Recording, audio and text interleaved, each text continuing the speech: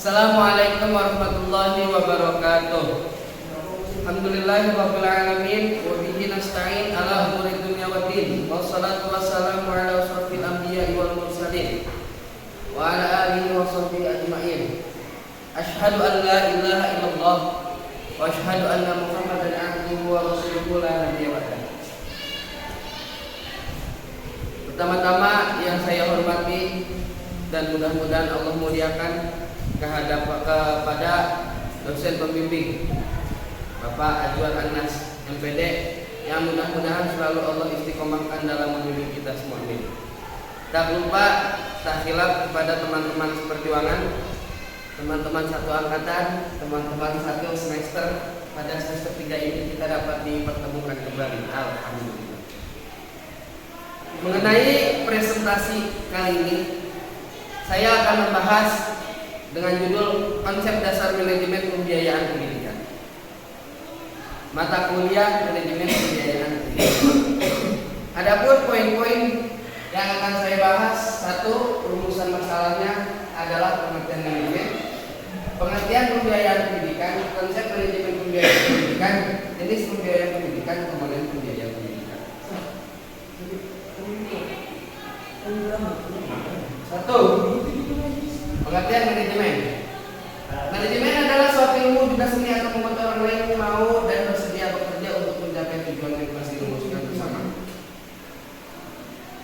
Struktur yang berjalan untuk tujuan yang telah dirumuskan bersama,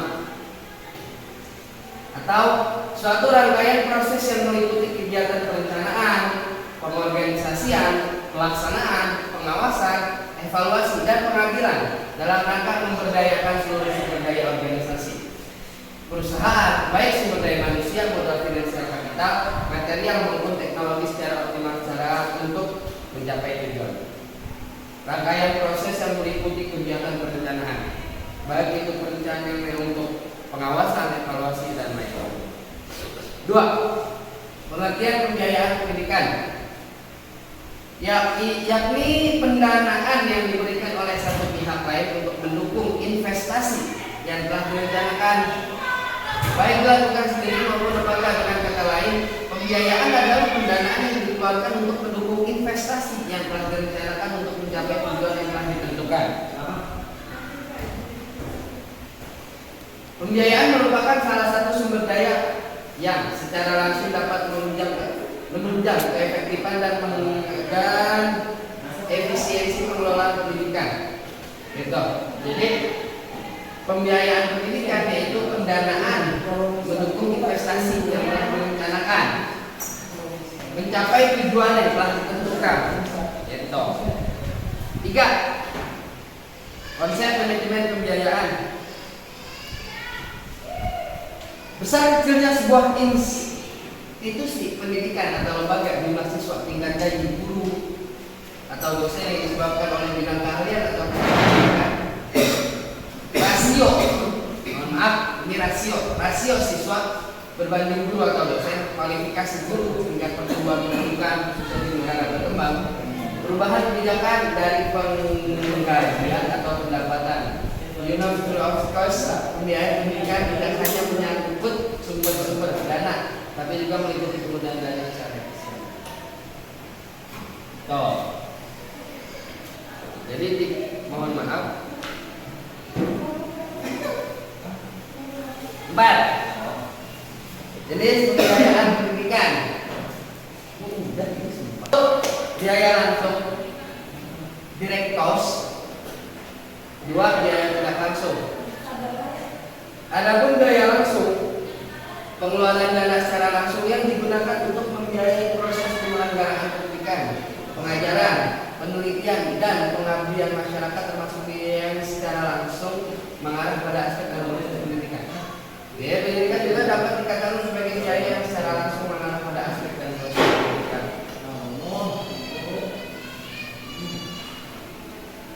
Kedua, biaya tidak langsung. Biaya pribadi, private cost, merupakan biaya yang dikeluarkan orang tua untuk membiayai kebutuhan sekolah anaknya.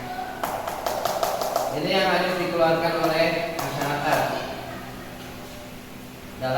dalam garis besar wali murid. B. Biaya masyarakat, social cost, merupakan biaya yang dikeluarkan masyarakat untuk membiayai keperluan sekolah, seperti membantu dana dari pemerintah. 5. Komponen pembiayaan pendidikan. Bagi 3, biaya masuk, biaya tahunan, biaya bulanan.